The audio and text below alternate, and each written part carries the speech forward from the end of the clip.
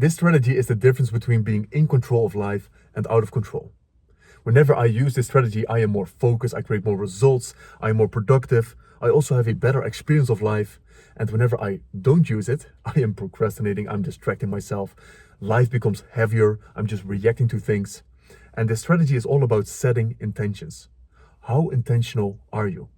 And intentions are so extremely powerful. They apply to every area of your life and every single situation throughout the day. Because if you look at your life, are you more intentional about what you're creating, or are you unintentional and just reacting to things? Because most people are not really grounded in, who do I want to be in this situation? How do I want to show up? What do I want to create in the situation? What do I want to give? Or what do I want to get out of the situation? What is my goal here? What am I trying to achieve in the situation? This is when you are intentional, but you can also see how deep these questions are. The answers to these questions don't appear just magically. This requires some reflection and introspection. What am I actually trying to do here? Who do I want to be in life and in this moment? But are you intentionally answering these questions and bringing that kind of energy into a situation? Because most people don't. And if you don't have answers to these questions, that means you're not grounded in your truth. Which also means that other people and other circumstances are defining this for you. Because whenever someone triggers you, you just start reacting because you aren't grounded in your intention. Whenever something happens, you just react to it. And that's also the difference of being in control and out of control. Whenever you just react to whatever is happening, I can already tell that you're not grounded in your intention of who you want to be and how you want to show up, what you're here to create. And the thing is, you are always creating. You are always creating. You already have stories around and about a specific person, a specific situation. Let's imagine that you have a time block scheduled for building a landing page. So you already have some kind of relationship with this task. When we're talking about being intentional, do you even know what the end goal is for you? Whenever you're finished with this block, do you know what goal you're trying to achieve? Specifically, so not just in the abstract. And also, how are you creating the task? So maybe you don't like building landing pages. You think it's not fun, it's maybe difficult, you don't like the color palettes and getting the right fonts and the copywriting and all that stuff. So you're creating already the task as difficult. So if that's your relationship with the task, what kind of energy do you think you bring into the time block? How high do you think the likelihood is that you start procrastinating and distracting yourself if that's the way that you're creating the task?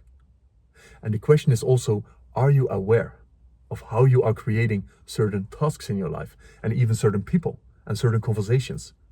Because if you're unaware of this, that means you're reacting to these perspectives that you have inside of you. That means you're out of control because you're not intentionally creating. So if you are aware, okay, this is how I'm creating this time block of building a landing page, then you can start to play with reality and the way that you're creating things. How are you going to show up regardless of the task being difficult or annoying? How are you going to make it fun? When you ask yourself these questions, I know the task is horrible, I don't like doing this, but how can I make this fun? How can I get this done as fast as possible with the highest amount of quality? Like if you start to ask these questions and live into it, now you start to create that moment. And you can see how powerful that is. If you start to intentionally create that moment and how you are going to be showing up. So like I said, this applies to every single situation of your life. And the funny thing is, I was reminded of this strategy when I was going to bed, because I was setting a strong intention for the morning. So this is where I use this strategy a lot before I go to bed, before I go to sleep. I set an intention for the next morning, because whenever I strongly connect to, I want to get up early, I want to be immediately focused, I don't want to be distracted in the morning, like all of these things, like I'm already creating my morning before I go to bed. And whenever I create it like that, I notice that, and also connect to it emotionally. So I'm not just like, oh, I want to get up early and then I go to bed. It's like when I really intentionally and strongly connect to it, these things start happening. It's almost like a self-fulfilling prophecy. I wake up before my alarm. I am way more focused. I don't feel that inclined to grab my phone and start to distract myself. So I'm already having that focus in my mind whenever I set that intention before going to bed. So this is also how you can use intentions, especially before you go to bed, but also in every single moment when you go into a meeting. What is your intention of that meeting? What are you trying to create in that meeting?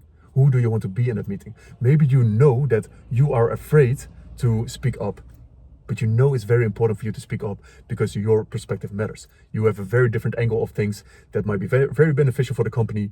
So if you are not intentional about speaking up, you're just going to be reacting to the fear and resistance that you feel. So if we're thinking about reaching your highest potential, because we want to grow, we want to expand, you can already see how important being intentional is. Because if you want to be someone that is showing up with the fear and is walking with the fear, that needs to be a conscious decision. This is not going to happen automatically. When you want to create yourself as, I'm going to meet my edge and move past it, these things require a lot of intention, because every single cell in your body wants to run away whenever you feel resistance and whenever you experience fear. So I can guarantee that whenever you are procrastinating, whenever you are distracting yourself, whenever you are keeping yourself small, you are not intentional. You're reacting to life instead of creating life. And that's the difference when it comes to intentions. Are you reacting to life? So that means outside circumstances or just internal feelings and thoughts, or are you intentionally creating life? Because, and this is what happened with my workouts, because when I started in my teenage years, I started to consistently go to the gym, but then I was tired and I had so much soreness in my body. I was like, maybe it's not a good idea to go to the gym. So I didn't go to the gym because I was tired. And then I'll do it next day. But when I start to intentionally create of how I want to show up, even when these feelings are present, like it doesn't matter what I feel. The only times that I am taking a rest day is whenever I'm way too exhausted, whenever I have an injury and my body needs to rest, whenever I'm ill, then I'll skip a workout. But in all other cases, when I'm tired, when I don't feel like all of these things, I'm going to go to the gym no matter what. It's going to be not just a physical workout, it's going to be a mental workout. So I get excited whenever I feel tired to go to the gym, because I know now I'm training my willpower, my discipline. Now I'm really putting in the reps of who I want to be in the situation. But I had to intentionally create this and create this story around it. Otherwise, it wasn't going to happen. So, and that's also the fun thing. It's difficult at the same time, but it's also fun to be creating reality like that. How do I want to show up when I'm recording this video? How do I want to show up in my workouts? How do I want to show up in this difficult conversation? How am I creating that conversation? Because people already create a situation as it's going to be so hard, it's going to be confrontational, it's going to be difficult, emotions are going to be high. Why? Why do you have to create it like that? What if you would create it differently? What would make it more fun? What would make it lighter? What would make it more loving, depending on the kind of person you have a conversation with? Let's say you have a conflict with your partner. If you have a conflict with your partner, how often do you react to your emotions? And this is so common, like it's human, so it's not to be judging yourself and beating yourself up for doing it, but what if you would be intentional? What if you would come intentionally from a place of love? Situation would be completely different, because you also have maybe an idea of what coming from a place of love means. That means I'm not going to be reacting to my emotions. I'm not going to be angry at her. I'm going to hold space for her. I'm going to listen for her. If you bring that intention into a confrontation or a situation where the emotions are heightened, you will create different results. It's that simple, and it sometimes requires 1 minute, maybe it requires 5 minutes to really think about what is my intention here. But this is how you become a powerful creator in your life, when you set these intentions. So that's the strategy that I wanted to share with you. So that's it.